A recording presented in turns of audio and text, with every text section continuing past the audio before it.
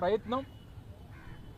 మేము మా పార్టీ నాయకుడు జగన్మోహన్ రెడ్డి గారి ఆదేశాలు, అలాగే పార్టీ ప్రతిపక్ష నేతగా ఉన్నటువంటి పెద్దలు బొత్స సత్యనారాయణ గారు, మా రీజనల్ కోఆర్డినేటర్గా ఉన్నటువంటి కన్నబాబు గారు, జిల్లాలో ఉన్నటువంటి నాయకత్వం అందరం కూడా మా ప్రయత్నం మేము చేస్తూ ఉన్నాం. వాలంటరీగా వైఎస్ఆర్ కాంగ్రెస్ పార్టీతో ఉన్నటువంటి కార్పొరేటర్లు అందరూ కూడా మేము మా వాళ్ళని సేఫ్ గార్డ్ చేసుకునేటువంటి కార్యక్రమం చేస్తున్నప్పటికీ నిన్నగాక మొన్న ఒక కార్పొరేటర్ గారి ఇంటికి పోలీసుల్ని పంపించి ఆ కుటుంబ సభ్యుల్ని బెదిరించి ఇంట్లో భార్య వారిద్దరు ఆడపిల్లలు ఉంటే రాత్రి మీద రాత్రి 10 గంటలకి పోలీసుల్ని పంపించి ఆ విజువల్స్ కూడా ఉన్నాయి. పోలీసుల్ని పంపించి మీ భర్త ఎక్కడున్నారు, మీ భర్త కానీ రాకపోతే మీరు పోలీస్ స్టేషన్కి రండి అని చెప్పి ఆడపిల్లల్ని బెదిరించేటువంటి స్థాయికి ఈరోజు పోలీస్ వ్యవస్థ దిగజారిపోయింది. మేము ఫోన్ చేస్తే పోలీసులు సమాధానం చెప్పరు. వారు మాట్లాడుతూ మేము వైఎస్ఆర్ కాంగ్రెస్ పార్టీ నాయకుల తాలూకా ఫోన్లు ఎత్తాల్సినటువంటి పని మాకు లేదని చెప్పి మాట్లాడతారు. వారేమి పోలీసులు అంటే తెలుగుదేశం పార్టీకి పనిచేసేటువంటి వారు కాదు. సమాజం కోసం పబ్లిక్ సర్వెంట్స్గా వారి జీతాలు రాష్ట్రంలో ఉన్నటువంటి అందరి ట్యాక్స్ రూపేణా వచ్చేటువంటి దాన్ని వాళ్ళ జీతాల కింద ఇస్తున్నాం. ప్రతి పౌరుణ్ణి కాపాడాల్సినటువంటి బాధ్యత పోలీస్ వ్యవస్థ మీద ఉంది. మేము వైఎస్ఆర్ కాంగ్రెస్ పార్టీ ఫోన్లు ఎత్తాం, మేము సిపిఐ పార్టీ ఫోన్లు ఎత్తాం, సిపిఎం పార్టీ ఫోన్లు ఎత్తాం. మీరు పోలీసు ఉద్యోగం చేస్తూ ఉన్నారా, లేకపోతే పచ్చ చొక్కాలు వేసుకొని మీరు తెలుగుదేశం పార్టీకి మీరేమైనా ప్రైవేట్ సెక్యూరిటీ ఏజెన్సీగా ఏమైనా పనిచేస్తూ ఉన్నారా? దీని మీద తీవ్రంగా దాన్ని ఖండిస్తూ ఇప్పుడే జిల్లా కలెక్టర్ గారికి ఒక రిప్రజెంటేషన్ ఇవ్వడం జరిగింది. ప్రక్రియ మీరు ప్రొసీజర్ ఫాలో అయ్యారు, మీ ప్రొసీజర్ ప్రకారం కలెక్టర్ గారు ప్రొసీజర్ చేస్తూ ఉన్నారు. 10 రోజులు అయింది, నిన్న నోటీసులు ఇచ్చారు, 19వ తారీఖున ఎన్నికలు పెట్టారు. ఎన్నికలు కానివ్వండి, మీ బలం ఏంటో అన్నిటువంటి తేలిపోతాయి కదా. మీకు బలం లేదని చెప్పి మీరు అందరినీ బెదిరించి భయపెట్టి బ్లాక్మెయిల్ చేసి ఎక్కడ తీసుకెళ్దాం అనుకుంటున్నారు?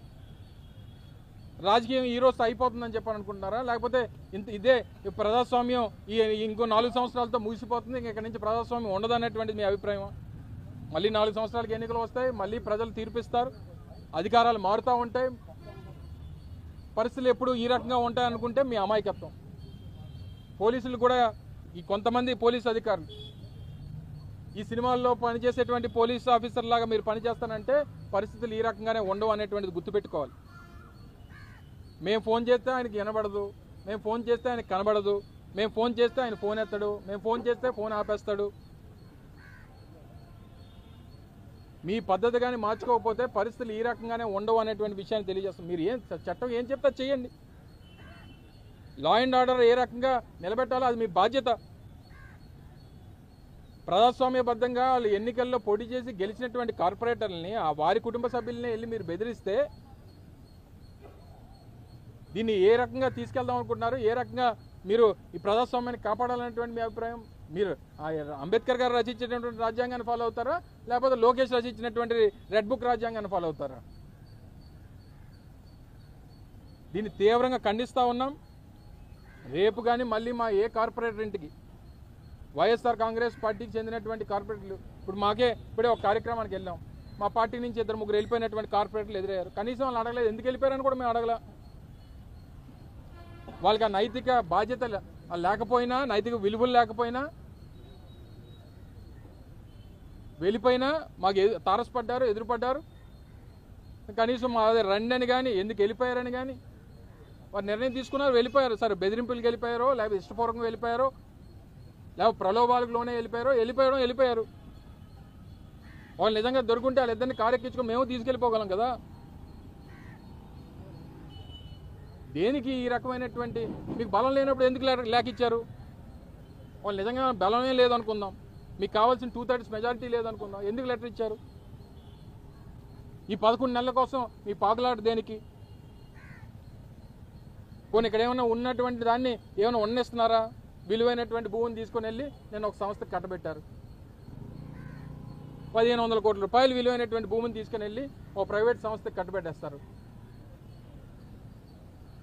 నాకు తెలిసి ప్రభుత్వంలో ఇప్పటి వరకు ఏ ప్రభుత్వం అన్నా ఏ సంస్థ కన్నా లీజుకి ఇచ్చినప్పుడు 33 సంవత్సరాలు దాటి ఏ సంస్థకి లీజుకి ఇవ్వాల, కానీ అలాంటి 99 సంవత్సరాలు లీజుకి ఇచ్చారు. నువ్వో నేను ఏదన్నా ఒక షాప్ అతికిస్తే 2 సంవత్సరాలకు ఒక 5%, 3 సంవత్సరాలకు ఒక 15% రెంట్ అనేటువంటిది పెంచకుండా ఈ వ్యవస్థలోనే ఎక్కడా లేదు. అలాంటిది వాళ్ళకి 10 సంవత్సరాలకు ఒకసారి పెంచుతారట. 99 సంవత్సరాలకి ఇచ్చినప్పుడే టోటల్గా కట్టబెట్టిస్తారు. 1000 కోట్లు 1500 కోట్ల రూపాయలు విలువైనటువంటి భూమిని సంవత్సరానికి 4.5 కోట్లకి లీజ్కి డబ్బు ఇచ్చేస్తే మీరేంటి, మీరందరూ కూడా ఒక లూలు ఒక మాల్ కట్టవచ్చు, మనకు కూడా భూములు ఇస్తే అలాగా 1500 కోట్ల రూపాయలు విలువైన భూమి ఇస్తే ఒక 500 కోట్లు పెట్టి నువ్వు ఒక షాపింగ్ మాల్ కట్టలేమా మనం? బ్యాంక్ కూడా కళ్ళగద్దుకొని ఇస్తాడు. 1500 కోట్ల రూపాయలు విలువైనటువంటి ల్యాండ్ ఇస్తే 500 కోట్ల రూపాయలు అప్పు బ్యాంక్ కళ్ళ మూసుకొని ఇస్తాడు. ఇదే పూర్ టు రిచ్ అంటే ఇదేనా? P4 అంటే ఇదేనా? పేదవాడిని సంపద సృష్టించడం అంటే ఇదేనా? పేదవాడిని గొప్పవాడు చేస్తానన్నావా, గొప్పవాడిని ఇంకా గొప్పవాడిని చేస్తానన్నావా? ఇవన్నీ వీటి మీద దృష్టి పెట్టడం మానేసి, పరిపాలన మీద దృష్టి పెట్టడం మానేసి, ప్రభుత్వం తాలూకు పనితీరు మీద దృష్టి పెట్టడం మానేసి, ఇచ్చినటువంటి హామీల మీద దృష్టి పెట్టడం మానేసి, మా పార్టీ కార్పొరేట్లను ఎలా కొనాలి, ఎలా బెదిరించాలి, ఎలా భయపెట్టాలి, ఎలా పోలీస్ వ్యవస్థను వాడుకోవాలి, రేపు కానీ ఇంకా ఇటువంటివి కొనసాగితాయి. 19వ తారీఖు ఎన్నికలు ఇచ్చారు. ఎస్, ప్రజాస్వామ్యబద్ధంగా ప్రాసెస్ జరుగుతుంది. ఆ ప్రాసెస్కి ఏ రకంగా బలం ఉన్నటువంటి వారు ఎవరి బలం ఏంటో నిరూపించుకుంటాం, దాని ప్రకారం ముందుకెళ్తుంది. కానీ ఈ లోపు ఇటువంటి బెదిరింపులు, భయపెట్టడాలు, బ్లాక్మెయిలింగ్లు, పోలీస్ వ్యవస్థను వాడుకోవడం ఇలాంటివి చేస్తే మరింత వైఎస్ఆర్ కాంగ్రెస్ పార్టీ నాయకత్వం అంతా కూడా రోడ్డు ఎక్కాల్సినటువంటి పరిస్థితి వస్తుంది. అవసరమైతే ఏ పోలీస్ స్టేషన్లో అయితే ఈ పోలీస్ ఆఫీసర్స్ ఈ రకంగా వ్యవహరిస్తూ ఉన్నారు, అందరూ కాదు కొంతమంది మాత్రం చాలా ఇంకా బహుశా కాకి యూనిఫామ్ తీసేసి ఆ పచ్చ చొక్కాలు ఇచ్చేస్తే మన రామానాయుడు గారు వేస్తుంటారు, పాలకొల్లు రామానాయుడు గారు పసుపు చొక్కా ఒకటి, అలాంటి చొక్కాలు వేసుకొని తిరిగితే మంచిది అనేటువంటిది మా అభిప్రాయం. సో ఇప్పటికన్నా ఇటువంటివి మానుకోండి, ప్రజాస్వామ్యబద్ధంగా ఎదుర్కొందాం. మీకున్నటువంటి బలాన్ని మీరు నిరూపించుకోండి, మాకున్నటువంటి బలాన్ని మేము నిరూపించుకుంటాం. ఏం జరగాలన్నటువంటిది ప్రజాస్వామ్యబద్ధంగా జరుగుతుంది.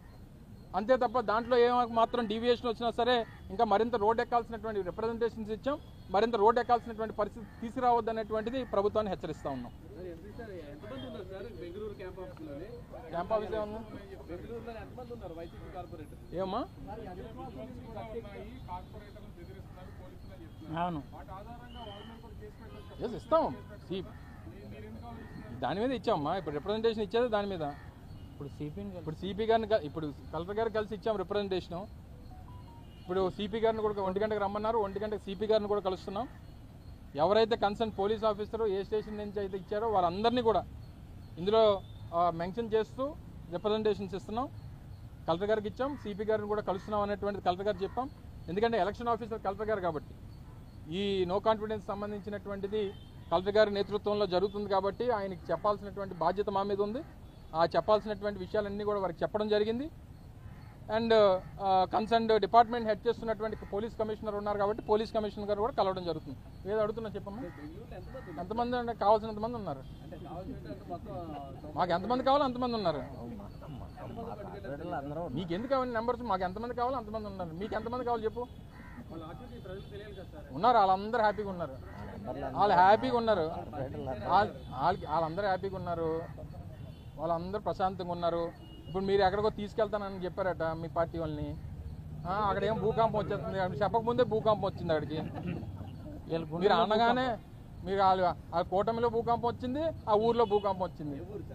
ఏమో మరి ఏ ఊరు అన్నారు, ఆ ఊరు ఎక్కడ వచ్చింది మొన్న టీడీపీ గుండెలో కూడా. సో ఎక్కడికి వచ్చినా ఏది జరిగినా మా బలం మాకుంది, మాకు నమ్మకం ఉంది. అవిశ్వాస తీర్మానం వీగిపోద్ది అనేటువంటి నమ్మకం మాకుంది.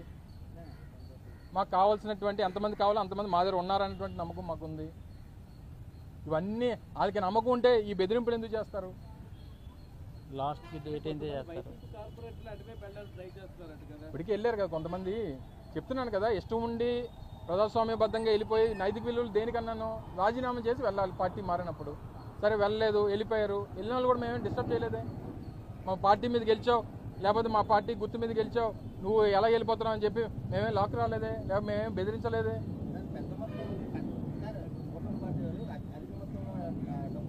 ఇస్తున్నారు? ఎంత ఇస్తున్నారమ్మా? సరే ఎంత అన్న ఇవ్వగలరు? వాళ్ళ దగ్గర ఏమో బోల్డ్ అంత ఉందమ్మా. ఇప్పుడు బోల్డ్ అంత మేము ఎవరికి రూపాయి ఇవ్వాల్సిన బాధ్యత లేదు, మాకు అవసరం లేదు. మా పార్టీ సరే మేము 57 మంది గెలిచాం. ఇప్పుడు ఎంతమంది ఉన్నామో అంతమంది పార్టీ కోసం పార్టీ కమిటెడ్గా నిలబడ్డారు. ఒకరిద్దరు వెళ్ళిపోయారు అంటారా? ఎవరైతే వెళ్ళిపోయారో వాళ్ళు ఏ పరిస్థితిలో వెళ్ళిపోయారు అనేటువంటిది మనం చూసాం.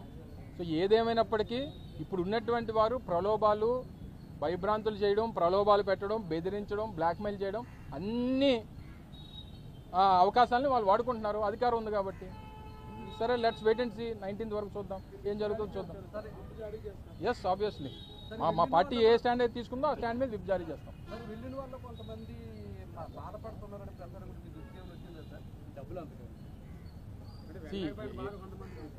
ఎవరికి లేదులేండి. మీరు వెళ్ళిపోయిన వాళ్ళు ఎవరైతే ఉన్నారో వెళ్ళిన తర్వాత వెళ్ళినంత వరకు విలువ తెలీదు, ఉన్నప్పుడు విలువ తెలీదు, వెళ్ళిపోయిన తర్వాత విలువ తెలీదు. అక్కడ విలువ ఏంటనేటువంటి చూస్తున్నాం. వెళ్ళిపోయిన వాళ్ళు వెళ్ళి అక్కడ ఇంట్లో కూర్చొని ఏడుస్తున్నారు, ఉన్న వాళ్ళేమో మా దగ్గర హ్యాపీగా ఉన్నారు. వెళ్ళిపోయిన వాళ్ళు బాధ. వెళ్ళిన తర్వాత జనరల్గా ఇప్పుడు నువ్వు ఒక కంపెనీలో చేస్తున్నావు, ఆయన ఏబిఎన్లో పనిచేస్తున్నాడు 10 సంవత్సరాల నుంచి, రేపు సపోజ్ పోనీ 20 సంవత్సరాల నుంచి ఏబిఎన్ ఆంధ్రజ్యోతి పెట్టకముందు నుంచి చేస్తున్నాడు అక్కడ. ఆయన పుట్టినప్పుడే ఆయన ఆంధ్రజ్యోతి అని ఫిక్స్ అయిపోయాడు. సో 20 సంవత్సరాల నుంచి చేస్తున్నాడు. రేపు సపోజ్ సాక్షికి మారాడు అనుకోండి, లేకపోతే టీవీ 9కి మారాడు అనుకోండి, మరి 20 సంవత్సరాల ఆంధ్రజ్యోతి ఎక్స్పీరియన్స్ పోద్ది కదా.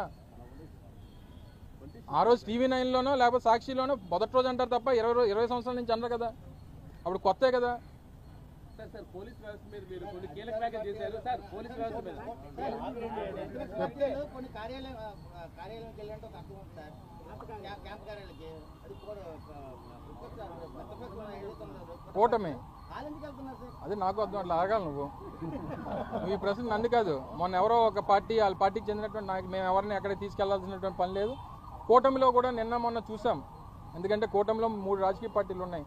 ఓ పార్టీకి చెందినటువంటి వ్యక్తి ఏమో మా పార్టీ అధిష్టానం అంగీకారం లేకుండా కొంతమంది సంతకాలు పెట్టారని ఒక వ్యక్తి చెప్పినట్టుగా ఈరోజు పత్రికల్లో చూశాను. వాళ్ళేమో అసలే ఇంకా అల్లు లేదు, సూళ్ళు లేదు, కొడుకు పేరు సోమలింగం అన్నట్టు మేరిదే దిక్కు లేదు. ఇప్పుడు డిప్యూటీ మేయర్ల గురించి మాట్లాడుకుంటున్నారు. నాకేమీ తెలియదు వాళ్ళ సంగతి. ఏదైనా ఉంటే నువ్వు చెప్పు నాకు. మా సంగతి మాకు తెలియదు తప్ప మా అవతల వాళ్ళ సంగతి మాకు తెలియదు. మా బలం మాకుంది. Thank you. ఏంటమ్మా కొంతమంది అన్నా నేను స్పెసిఫిక్ అలాగెందుకుంటారు? అలా ఉంటే బాగానే ఉండేది ఈ పాటికి. ఆ రోజు ఎలా ఉంటే ఆ రోజు ఉన్నట్టు ఈ రోజు ఉంటే అదే కదా మేము కూడా బాధపడుతున్నాం. ఈ రోజు పోలీసులు ఎలా ఉన్నారు ఆ రోజు మేము కూడా అలా చేయించి ఉంటే ఈ పరిస్థితి మాకు ఉండేది కాదని అనిపించేది. ఆ రోజు ఏ రకంగా పరిస్థితులు ఉండే. నామినేషన్ చంద్రబాబు నాయుడు పారిపోతే మమ్మల్ని ఏం చేయమంటారు చెప్పు. మేము ఎలక్షన్లో పోటీ చేయట్లేదు, విరమించుకుంటున్నాం అని చెప్పి ఎంపీటీసీ, జెడ్పీటీసీ ఎన్నికల్లో, మున్సిపల్ ఎన్నికల్లో ఆయన వైదొలిగాడు ఎలక్షన్స్ నుంచి. అదే మరి ఏం చెప్తాం మరి ఇంకేమంటారు.